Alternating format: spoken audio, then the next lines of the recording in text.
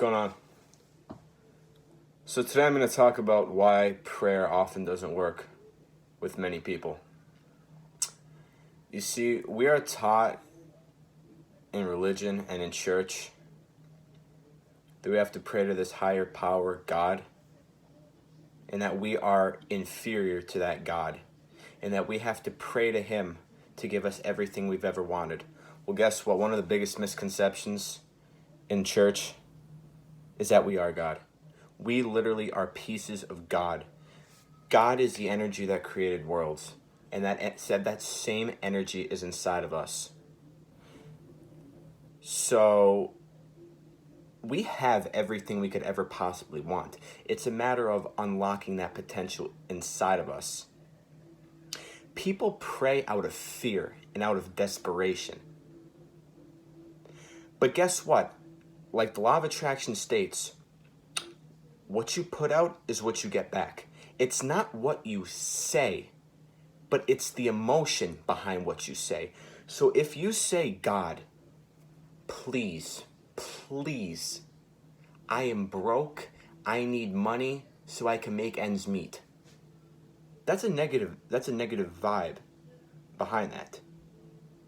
That's negative thought energy, negative vibrations, and you're going to send that out into the universe, and it's going to come right back to you. What we need to realize is that prayer is a feeling. It's not merely stating words over and over and over again. We have to embody what we want in life. We want to be prosperous, we have to walk around like we're prosperous, even if we don't know how it's going to happen. You might have no idea how it's going to happen. But you have to trust. You have to have that blind faith. You have to know I am source energy. I am an extension of God. A way will be made. I just have to see it in my mind. I have to have the faith. Keep working towards it, and eventually something's going to manifest. You're going to get that job offer. You're going to run into a person that can employ you to the job of your dreams. You don't know. You just have to have the faith. Prayer is one of the biggest misconceptions in religion and in the church. You never pray out of desperation.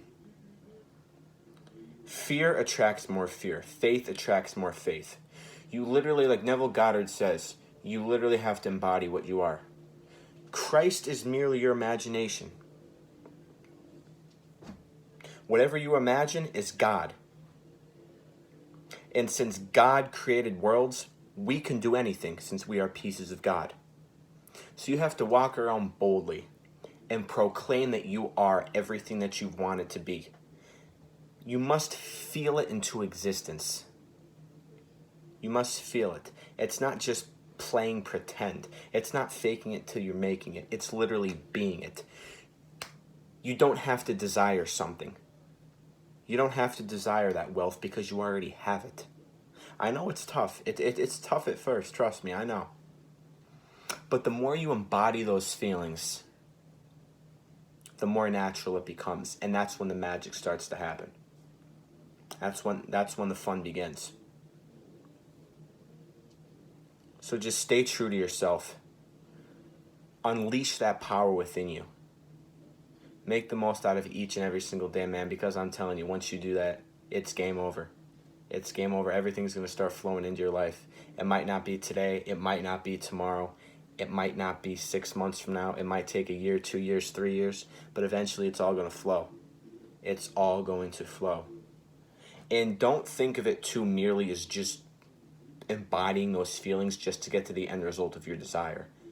Because just embodying your desires brings on that act of confidence and joy. That in of itself, that higher state of being and consciousness is a great place to be in. It's truly a great place. But just stick to the vision. Know what you want. Write it down. Look at it every day. Feel how you would feel as if you already had it. And that's really the key. But they don't teach that in religion. They don't teach that in religion. Like, there's certain Bible verses like that they've just taken right out.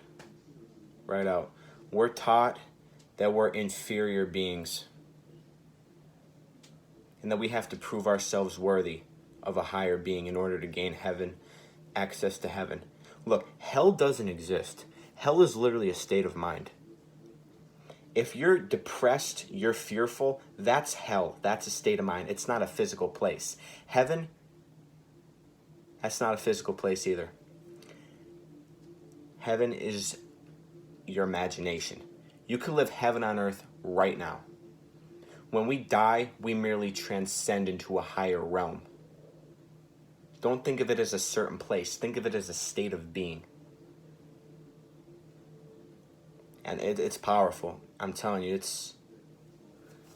people don't want you knowing this stuff. The government, nobody wants us knowing this because they know that once we figure out this, it's game over. They can't control us anymore. The government wants to keep us in a fearful frame of mind, just like with this coronavirus. You can't convince me otherwise. It's a conspiracy. It's a conspiracy. They know that they can control the masses because the masses are fearful.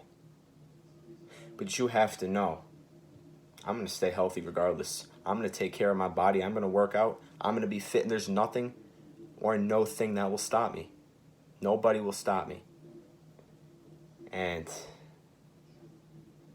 nothing will stop you. The only person that could stop you is the person that you're looking at in the mirror. And that is you. And when you can learn to become best friends with yourself, be on the same side as yourself, you're going to make magic happen in life. You really are. So, thanks for tuning in, and I'll catch you next time.